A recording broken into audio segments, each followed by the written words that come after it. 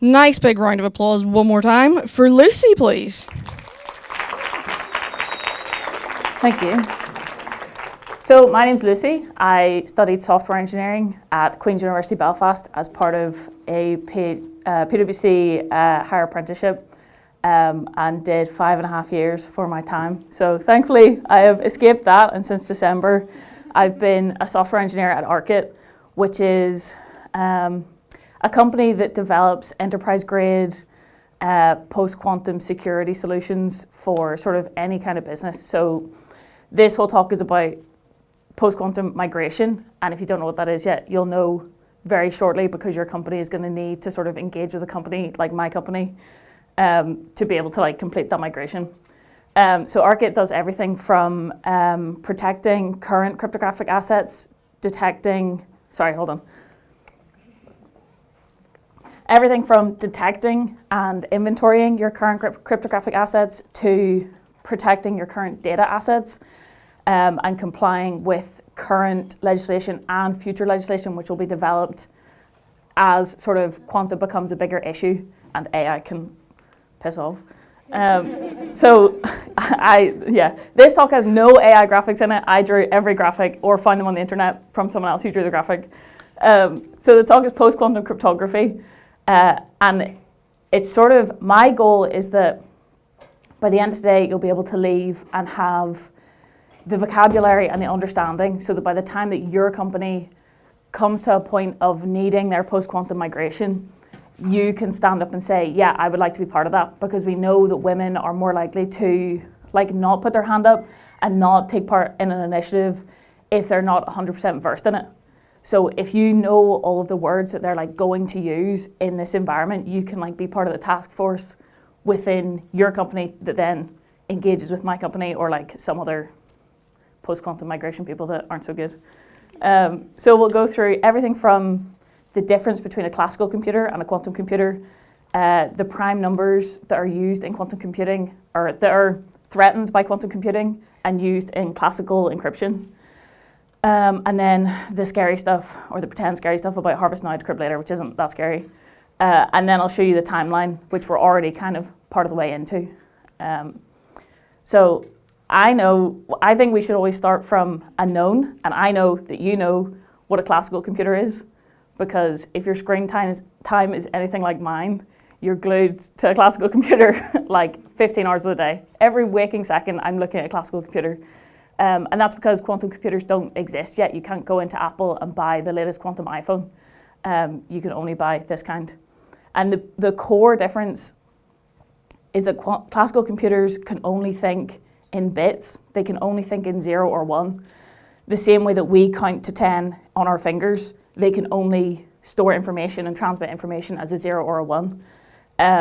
And I have a friend who's in the crowd who has dyslexia, and she struggles with the idea of 0 and 1. So it's easier to visualize it as off and on, or as a switch which is closed and lets the current pass through, or open and breaks the circuit. And this off and on state is called bits. But the core difference, the thing that makes a quantum computer quantum, is that it doesn't use bits and it can do more than just 0 and 1. So this is why I had to ask my physicist friend to check if these graphics were correct. So if you imagine a particle can have one of two states, it can either be in spin up or spin down. But a quantum particle can do both at once. And you might be like, how can something spin in two directions at once? You just have to believe it. There's no amount of like physics that you'll understand to ever get to the point where you're like, yes, a quantum particle, I can like see that and it makes sense. You just have to believe it. So if classical computing uses bits, quantum computing uses qubits. And actually, as part of this, I learned if a system has two states, it uses binary. So it's bit with BI, but if it has three states, like solid, liquid, gas, it has three states. So it's called, it would be called a qtrit if it was a quantum trit. Anyway. So that first diagram is superposition, and that's the idea that a quantum particle can be in two states at the same time. So that's the first piece of quantum mechanics you need to understand. And like It can be imagined like this, of it spinning in two directions at once. It can also be imagined, which is slightly less visual, as like a cloud of probabilities between 0 and 1. And then as soon as you view that particle or like measure that particle, it has to solidify like down into one of those particles, into one of those states. So in quantum computing, we call the two states 0 and 1 still, which can be represented with this formula, where psi is the current state of the quantum particle, 0 and 1 are the two potential edge states, and then alpha and beta are the probability amplitudes. So it'll look like that until you measure it. Yeah. Okay, yeah, and you've probably heard of that because of Schrodinger's cat, which is dead and alive in the box at the same time until you look in the box, and then it has to be one of either state. But it's the looking, it's the measuring that is like impacting, it's actually changing state at that point. So yeah, superposition, qubits can do loads of stuff at once. And that actually impacts why, say if you have a computer that has like 10 bits, and then you have a computer that has 100 bits, that computer is 10 times better, so it's a linear relationship, whereas in quantum computing, it's a quadratic relationship, because if every bit can have two states, it's like, it squares up. The second piece of quantum mechanics, and this is the hardest one to explain, is quantum entanglement. I actually went to a talk during NI Science Fest about sort of quantum as a whole, and I came out of it thinking, okay, so even he doesn't understand quantum entanglement. But it's basically that two quantum particles that come from the same source are intrinsically linked throughout their entire life cycle. So say you have two particles that came from the same source, you put them on opposite sides of the universe, you measure one, the other one knows you've measured it. But that happens instantly. They have to solidify, and it depends on how they're entangled as to whether they solidify into 0 and 1 or 0 and 0 or 1 and 1. But that would imply that they are communicating faster than the speed of light, which we know through special relativity that can't happen. And in, what year was it, 1935, three scientists, Einstein, who you know, Podolsky, who you don't know, and Rosen, who you also don't know, published a paper called the EPR paper, and they published a paradox, the EPR paradox, that says this happens, but it can't happen because we know it can't happen because it's traveling faster than the speed of light. So this is a paradox that these two things can't happen. And then in the 70s or 80s, a Northern Irish-born scientist called John Stuart Bell, no relation, he basically solved the paradox and said, look, it's actually fine. They do both happen, but they're not really talking to each other. So they're not communicating faster than the speed of light. It's just random based on the probability of that probability cloud. The second qubit doesn't know you've measured the first qubit. It just decides to change instantaneously a universe apart. I don't really understand it. I think the diagram looks cool. That's all you need to know about entanglement is qubits can talk to each other in some sort of spooky way. The last thing is called decoherence, and this is pink because it's bad for quantum computing. We don't like decoherence. And this is the process where a qubit loses its quantumness. And this can happen from if the computer gets too hot, like the quantum computer gets temperature fluctuation or electromagnetic fields and stuff. So there's loads of ways to that they're testing to get rid of decoherence of error checking, supercooled circuits, or doing it in a vacuum. But so far, well, actually I'll save that because it's too fast. So we know how a quantum computer works. We know what makes it quantum. What makes it different from a classical computer, mostly, is what I'm trying to get through. But why is it a problem for cryptography? And in order to know about post-quantum key encryption methods, you have to know about classical key encryption methods. So we have our two, also known as asymmetric cryptography. So if you hear, again, that's your vocab that you're going to bring in whenever they're we need a post-quantum task force, you're I know what asymmetric cryptography is. It's public key cryptography. So we have our two actors, Alice and Bob. These are always used in cryptography. If you ever there's a Wikipedia page about it. Alice has a public key and a private key. And if you're a developer and you've ever pushed code to like GitHub or GitLab, you've generated your own ones. But if you're a person and you've ever been on the internet, the computer's done that for you. So the private key always stays. If you accidentally paste it into ChatGPT, it's done. You need a new one because like it has to literally stay on your computer at all times, but your public key can be shared. So Alice's public key goes to Bob, and if Bob wants to write Alice a message, he writes the message in human readable plaintext, which is then combined with a cryptographic or an encryption algorithm to turn that into ciphertext. And then the ciphertext is what is passed over the internet through like TLS and HTTPS and stuff like that. And then once it gets back to Alice's home network, she can use her private key to decrypt it back into human readable plaintext. This is the basis of like most encryption that like ever happens. And so I talk about public key and private key. These are just like long strings of numbers. And if you're a developer, you'll have seen them. You have to paste the public one into GitHub, but you can't paste the private one in or else you have to start again. These are made up of numbers that are the private key. There's a little bit more maths in it, but basically the private key is 2 prime numbers and the public key is the multiplication of those 2 primes. So I think the example is 3 and 7 multiplies to be 21. So I send my message with the number, or I send my 21 over the internet, and then you have to use that, but then I'm the only one who knows its prime factors of 3 and 7, which is kind of easy when we're in 2-digit numbers, but it's more like the bigger the prime numbers are, the more complex it is, and that's the actual security of the encryption. So this example is that you take your 2 prime numbers that you're using for your private key, which are 3 and 5, which multiply to be 15, which is easy to do forwards. But then if you have a number like, I think it was 713 I settled on. One of them ended in 67, and I was like, I'm not using 67.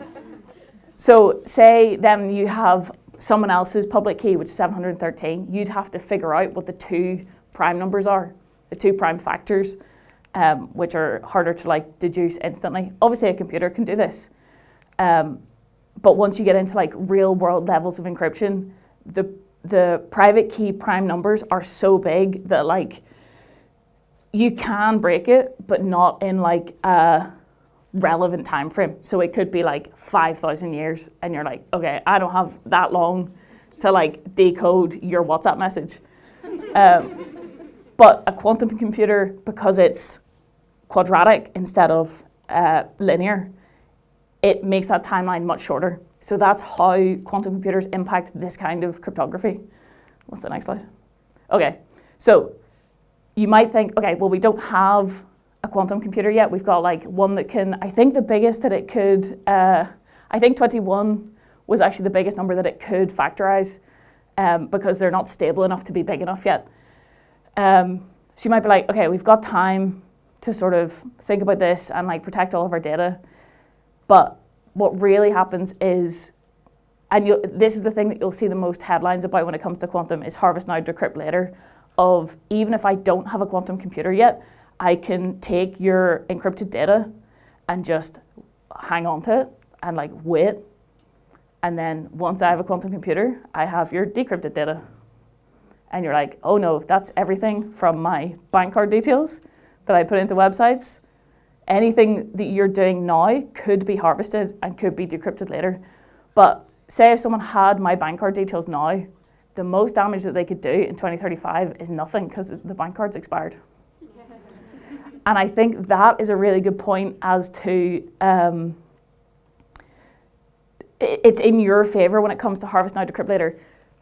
The data they're harvesting now has to still be relevant in, let's say, 2035, because that's like the end of the timeline that the NCSC says. It has to be relevant and it also has to be worth paying for like the AWS storage for 10 years, or it has to be worth like buying hard drive and like putting it on the hard drive and then like moving house and like, so you're like, okay, is anyone gonna care about like my WhatsApp and Signal messages? No. Is someone gonna care about like financial information from like governments or like security information, potentially. So even though this isn't an issue on a personal level, there does have to be some ways of like thinking about it. And the only way at the minute that we can sort of protect against current people that can sort of like, the only way that we can abide by current encryption regulations and protect against harvest now, decrypt later is to have a hybrid key. So say you have your unencrypted data and as normal, you use your classical encryption or key exchange method, which is the asymmetric cryptography that we saw. You can also combine that with a current existing post-quantum key exchange method. So I'm wondering if the the stenographer will pick up. It's called ML-KEM, ML-KEM. Is the only key exchange method approved by the US National Institution of Standards and Technology.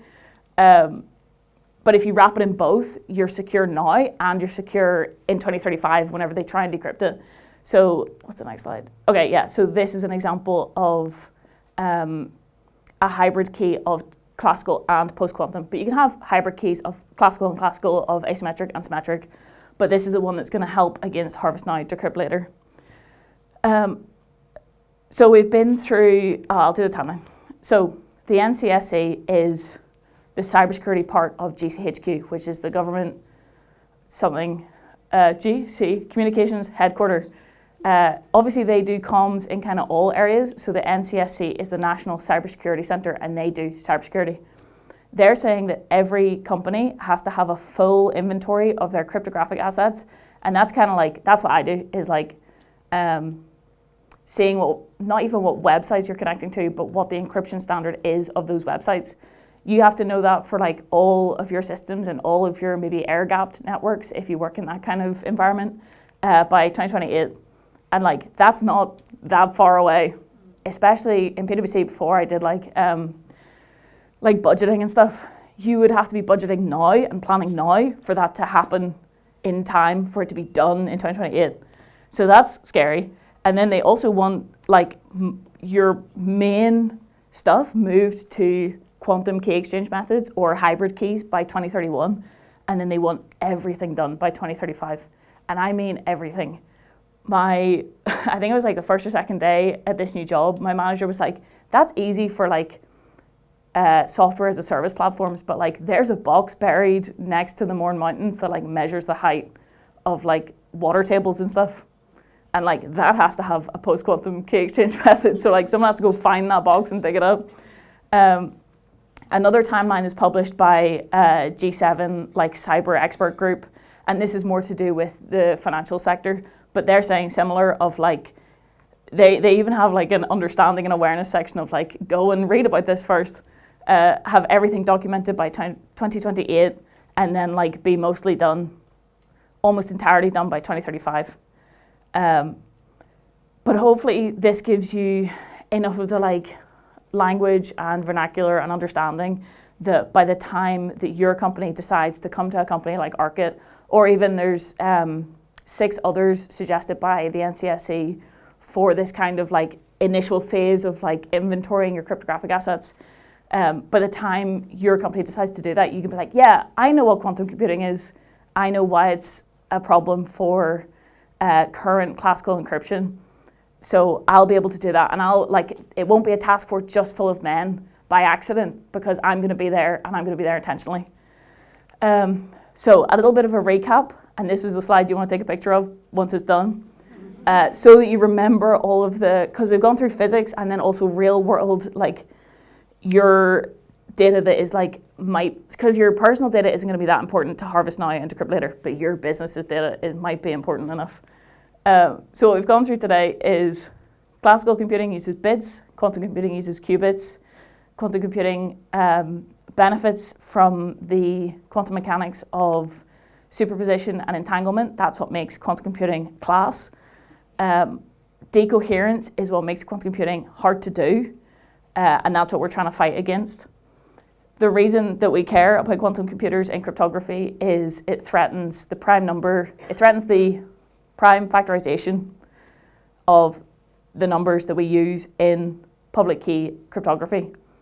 And then we can protect against harvesting data now and decrypting it later by using hybrid keys. And then the 3 dates that you'll need to remember are 2028, full inventory, that's everything. Think of every computer that you've like ever seen at work, and like all of those are talking to a server somewhere, and that's talking to a server, and like you've got a US part of your company, all of it. And then 2031, your highest priority PQC, so say like the perimeter of your network has to be PQC, post-quantum cryptographic algorithm by 2031, and then everything by 2035. But hopefully that's enough of an explanation that will mean that you can be part of your task force and you can sort of get into post-quantum before it sort of like passes over you and before like the process already happened. But yeah, thank you. Cool, thank you very much. What questions do we have after that? Okay, straight in. Thank you for being close. Hi, Lucy. You were talking almost like Christopher Nolan's movie Tenet, you know, like 2 ways of quantum computing. You were talking about organizations. What happens to small businesses? So if you think about like a small business isn't just themselves, they interact with a lot of third parties. Okay. So like, your job I'll give you a typical example, if you don't mind. Somebody has a bookshop and they open a website and then they say that, okay, fine, I'm selling books in the shop, but I'm selling it online as well, and I'm using Shopify so that they can buy books online, and it's all encrypted right now. Yeah. But you're talking about quantum computing and everything should be up and running by 2035 or even 2028. Yeah. How can that small business afford? It's Shopify's problem. Like it literally is, as in like because like in a company like us, like Arcit, we do all of our own networks. Obviously the building that we use has a Wi-Fi network, but then we tell them, look, we're a cybersecurity company, can we make sure it has blah, blah, blah. But somewhere that relies on third parties, you're just you could like tell the third party to like get with the program, but they're gonna have a much bigger issue because they're a software company. Like Shopify is a software company, so like they have to, it's their problem. So hopefully, I don't know how the shakedown will be of like if it's gonna cost people to like have third-party software that is post-quantum compliant. But hopefully like the legislative aspect of it is gonna mean that like those companies have to do it. So then you just use Shopify and you're like, yeah, and it's post-quantum because the government said so. The same way that it's encrypted now, and you don't pay Shopify for like 48-bit encryption because like the free version would have like 24-bit encryption. It'll just like work into the fabric of it. Cool. Any more? Oh, I thought you were guessing a question mark, but you're just... Okay, that's fair, we'll allow that. Cool, I think that's it then. Oh, you do have a question? Oh, yeah.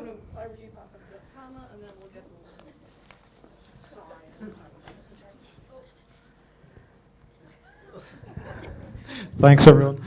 The report that was published this week, I think, JVG or something, said we're not 10 years away, we're a much shorter timeline away than well, that. If you ask my worried? manager in work, he'll say the Chinese already have a post-quantum computer. So it's called Q-Day of when the phrase is cryptographically relevant quantum computer, because there are quantum computers, but they can't do anything yet. They can like be in a frozen box in a vacuum and like be no use. So it's called Q-Day. And I always like to think of it as like a Y2K level event, but we don't know at what point in the 90s we're in. So like we don't know when the 1st of January 2000 is yet. And we don't know if like we're in 2002 and we haven't figured it out. But like, there's also an aspect of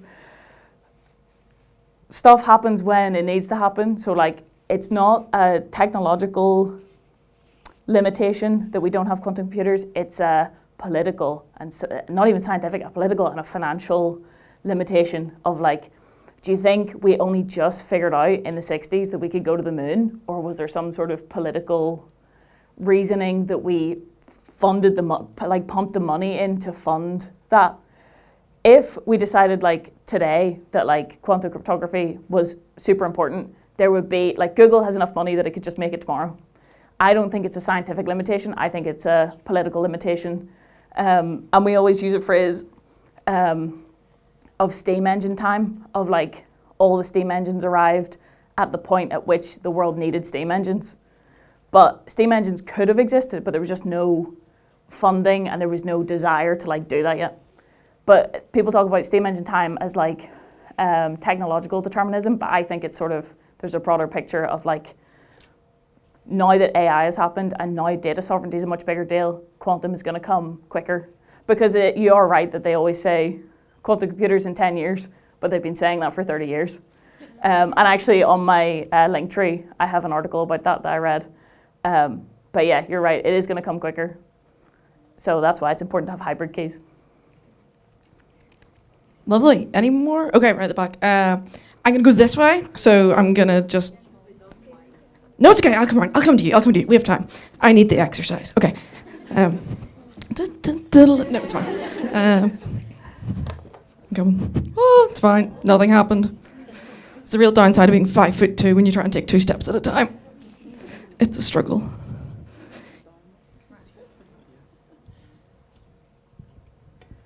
I felt guilty make you walk that long. So I have just a simple question like hybrid cryptography, and you mentioned about the timeline. So is there any regulatory compliance like ISO 2017-1001 or for UK there are like 2 compliances basically on the cyber essentials, I think 1 and 2. So how is it being regulated? Because it's 3 years down the line. Yeah. And I'm not sure about hybrid level, but there are many assets which are not even encrypted. Yeah. So how this is being handled, and is there any regulatory compliance against for that, and how this people are being communicated, different organizations? Yeah. And somebody asked a very valid question like small organization, charities, they don't even have their own systems in place or any compliance standards met yet. Yeah. So I don't think there's any, I could be wrong, I don't think there's any legislation at the minute that says you have to be doing anything post-quantum yet. Obviously, it's not a hard deadline. They're not going to do anything in 2028 if you haven't done a full inventory of your cryptographic assets. You're just going to be behind. So there's no legislation yet, but we have seen that as the big companies, so PwC was a big 4, or is a big 4. I was at PwC.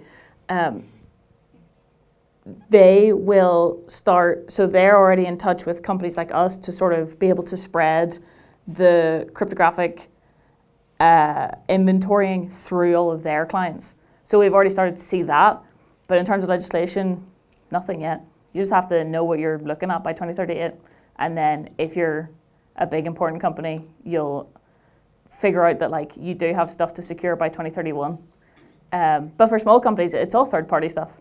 Like I think there's some banks that are already doing full post-quantum key exchange methods, and they can swap out the keys instantaneously as soon as they decide they want to. So like it's already spread further than people realize, but it has to trickle down to like our level of like engineers have to know what's going to happen, and other business people.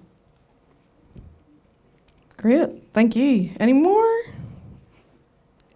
Cool. Thank you so much, Lucy. Appreciate your talk. Thank you.